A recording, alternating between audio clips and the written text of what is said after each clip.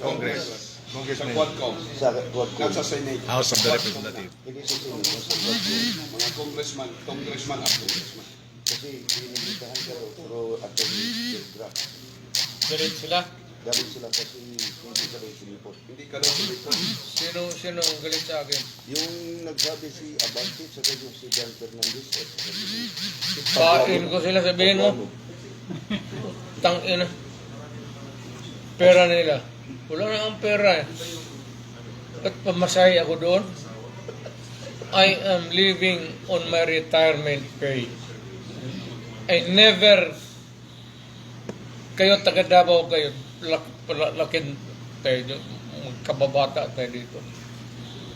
Wala akong extra money na sa bangko na lahat sweldo ko yan, pati yung retirement ko. Sila pa ang galit ngayon, buang. At sinabi pang ipapunting ka daw. Sige daw. Si Paduano nagsabi kanina lang. Sino? Paduano. Yung Congressman Paduano. Congressman Paduano. Kasi Sino yung unggoy na yan? hindi ko taga saan yan. Kasi yung actor na Yung si Dan nagpakulong sa Fernandez, lahat ng mga Abante, resource Paduano. person. Yun yung nag-contempt sa lahat. You don't scare me a bit.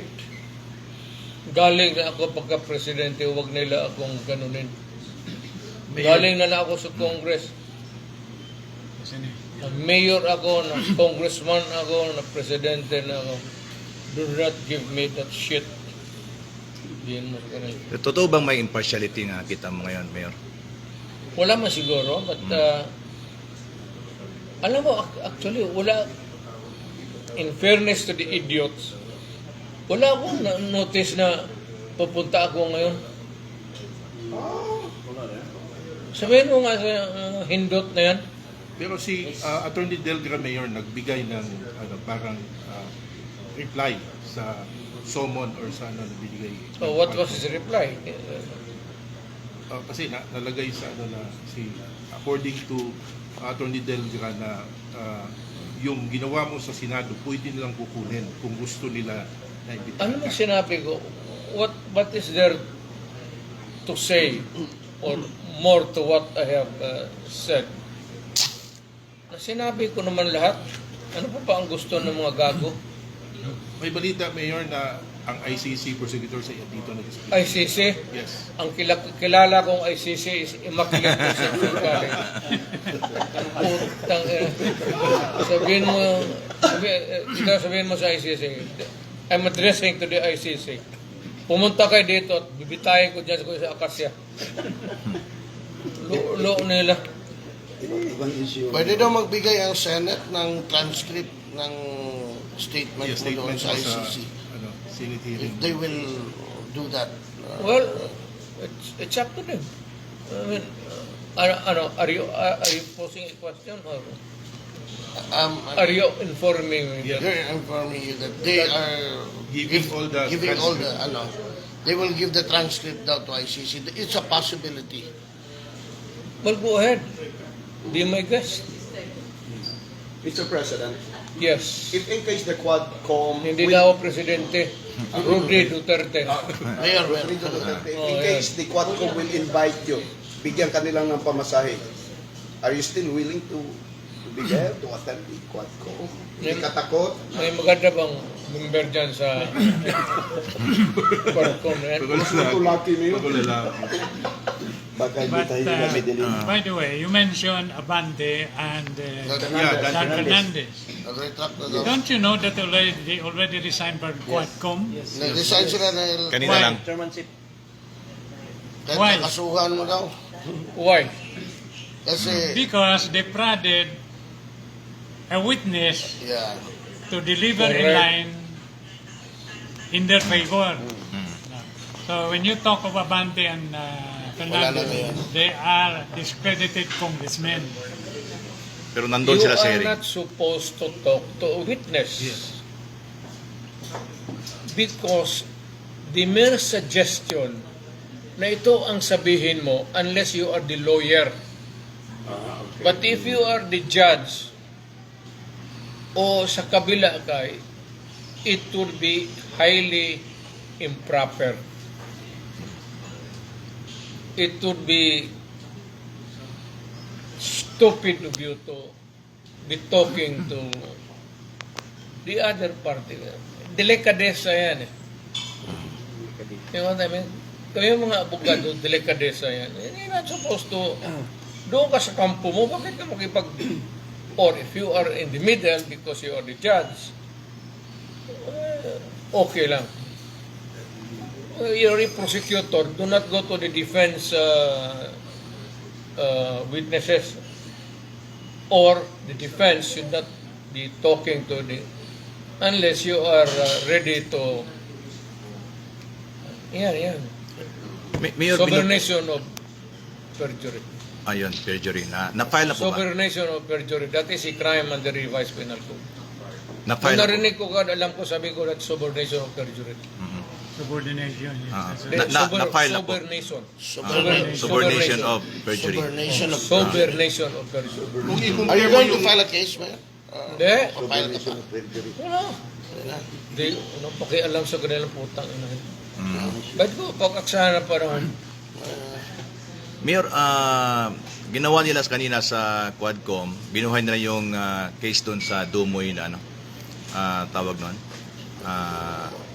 Shabu Laboratory sa Dumoy. Laboratory sa Dumoy. Parang gusto nila malaman talaga bakit namatay lahat yung mga Taiwanese. Bakit daw pinatay lahat?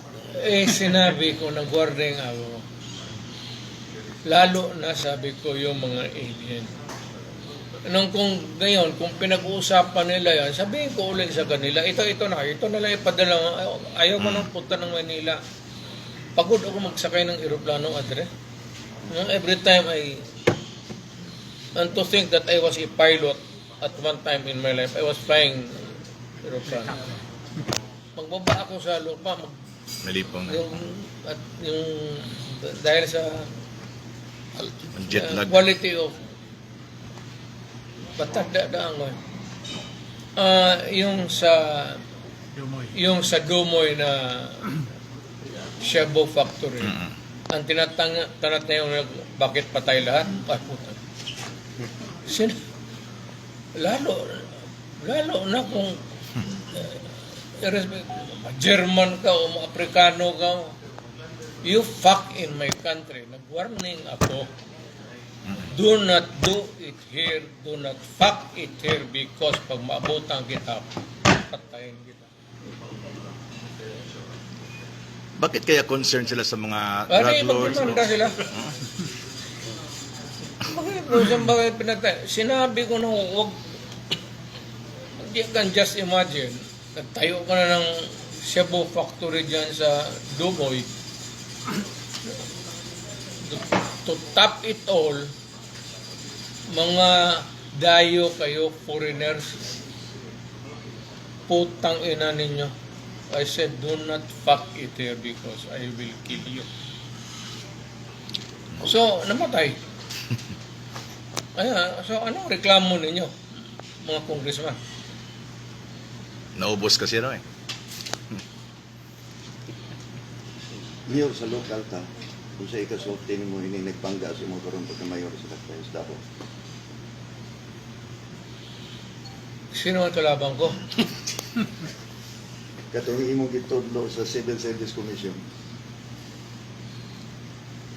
Who the hell Yun, spokesman and secretary to the cabinet. Secretary to the Cabinet. Sino? Civil Pamangkin Service mo, Commission. Carlo. Cabinet. Carlo Nograles. Tatakbo? Ah. Oh, fine. I welcome his entry to the derby.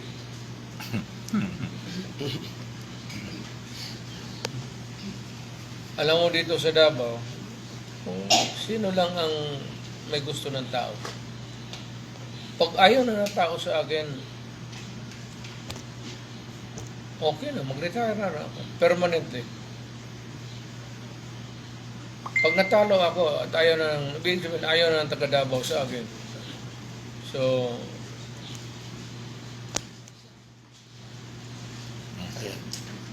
Balik ta sa Quadcom. baka magpunta na ako sa Manila. Ayan. Doon na ako magtira. Bahala na kayo Tama. dito. Let's go back to you said Quadcom. Mm. You're saying Quadcom? Ay, What about Quadcom? kasi sabi mo, mahirapan ka na magpunta doon sa Manila. Sila na yung bababa dito at para lang mapasama ka sa Well, investigation. not in the strictest sense actually, but you know, I'm getting old. Every day, Mm. I'm aging. Hindi na ako kasing yung stamina ko. Yeah. At saka yung eroplano kasi, I said, I was once a pilot. Yung taas, Mm. kita mo yung mga piloto, pati yung mga flight stewardess, the age almost Double. 5 or 7 years ahead of us. Dahil yan sa taas. At sa mga umiipit ka inday karon, ano pagyapon mahuman? Gidyon muna. Ay, I want to go back to Trump's victory Yeah. go ahead. and the resulting consequence. You said that would lead to the normalization of the relationship between the United States and China. But part of this would be peace in the region. Among the reason why there is an irritant between China and the US is because of the presence of 9 military bases in the Philippines. So, how can now the US and China be at ease with each other when there are 9 military bases here facing Pointing against China? China. Mm. Nandoon pa niya yung sa Zambales, nandoon yung mga Isa. you know,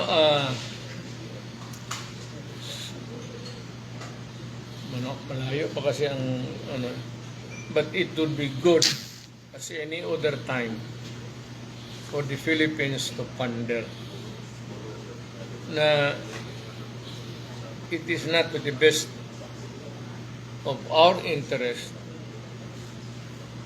as it was then, as it is now. Sabi na noon ng mga, sabi nila mga activista, leftists, but they were not. They were just Filipinos. Pati ako, bakit ako why would I host a military base of a foreign country? Lalo na yung Amerika na pumunta sila dito 1800. They treated us like